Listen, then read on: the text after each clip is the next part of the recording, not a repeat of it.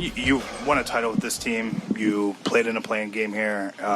You played in a playoff series here, but never with a full crowd, never with, I guess, sort of the full quote-unquote Laker environment.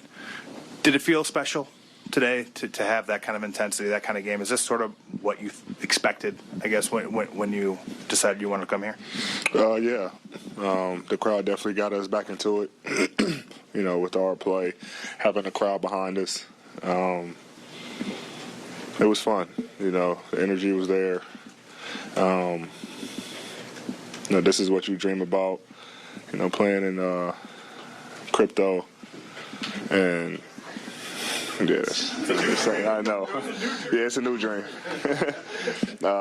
Playing in crypto and just allowing, the crowd kind of, do their thing and get the other team rattled and kind of give us a little bit more energy to go on runs and make big plays. So it was electric tonight, and I can't wait until we come back home, have our 2 home games. Whenever them days are, and I know it's going to be even louder. So, AD, you fouled Conley on the last play of regulation. Just walk us through what you were thinking when you closed out after the foul was called, any conversations you had with your teammates, and how, as a group, you guys were able to turn the page and come out fresh. I think outscored them 10-4 in overtime. Cat was setting a flare screen on Mike, and I told Brian Red I didn't honor the call. I told him switch, but I didn't think he heard me. And I didn't want Cat to kind of, slip in front of his face, but I got to know who also I'm playing with. Who I'm talking to is Bron. He knows. And then Mike called it, deep corner and was going out of bounds. And I actually jumped to not foul him, but he kind of went with me and got a foul. So, after it happened, me and Bron discussed. We watched it. Obviously, I told him it was my bad. I told the team, my fault. And it just goes back to our next play mentality that Coach always talk about and we talk about as a team. To whatever happened. Go finish this last 5 minutes and get a win, and that's kind of what we did. Didn't worry about it, and I'm always the first one to own up to my mistakes. I think the biggest thing though is kind of just messed up Dennis' game winner. So that kind of he got on me about that, but it always sucks when you lose, so it kind of, don't hurt as bad. AD, you guys finally know your first-round opponent. What are your early thoughts on the matchup with Memphis? Yeah, good team, young, scrappy. Obviously Ja had a snake. Jaren Jackson. Obviously they have guys that's not going to be playing. Guys out, Steven, Brandon Clark. But they're still a good team. I mean, they're third for a reason. Even without Ja, they were winning basketball games. So they're a tough team. We'll do, our normal scouts and prep work for them. But it's going to be a fun, interesting series.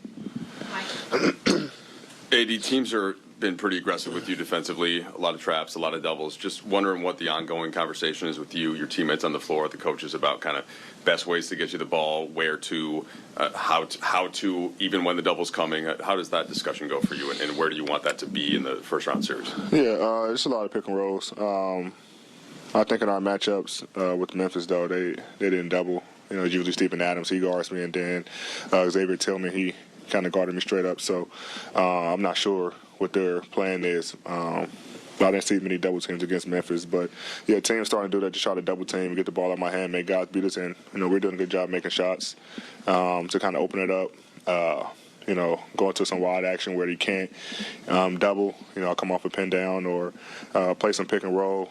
Where we got guys cutting and moving. Now guys are moving. I'll catch it on a run and have space to operate, or catching at the top of the floor and just operating. So, or go obviously rebound, and score that way. So I'm just trying to find ways to be a part of the game, be productive, and whatever I got to do to help the team win.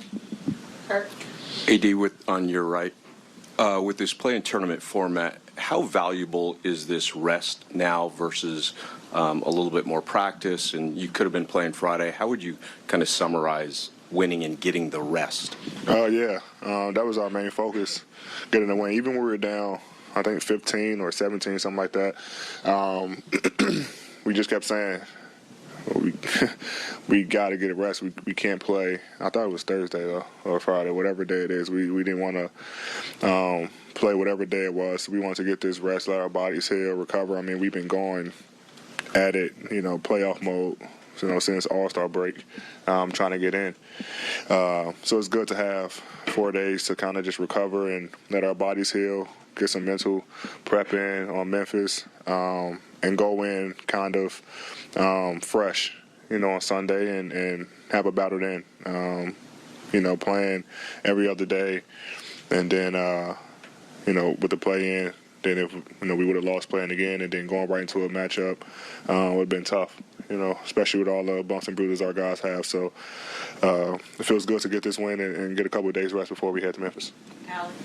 AD, I think it's one thing from the outside looking in to see what Dennis brings to this squad, but you're with him every single day. Obviously, the edge he started the season with.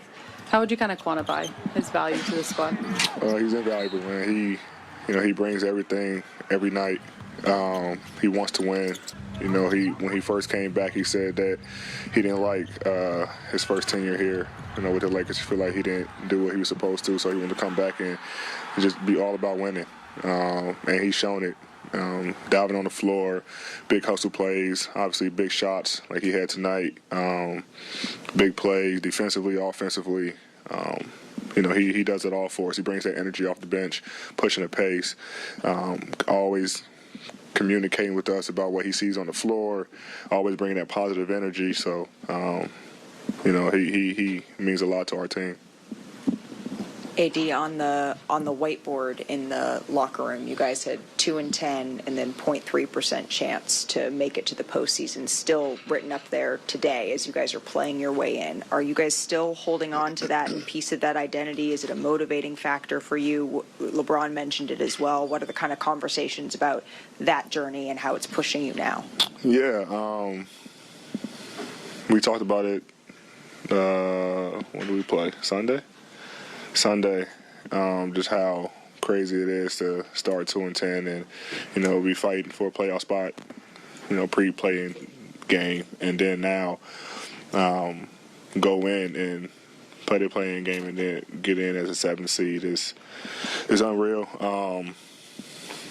We definitely feel like we deserve it, like we just supposed to be here. We work too hard and put in the work to get in this position, but. Yeah, I mean, that's where we started, 2-10. And the analytic guys in the media upstairs, in our front office, everything saying that we had a 0.03% chance of, getting into the playoffs. And that obviously we defeated those odds. But, we don't want to stop here just getting in. Obviously you got small victories.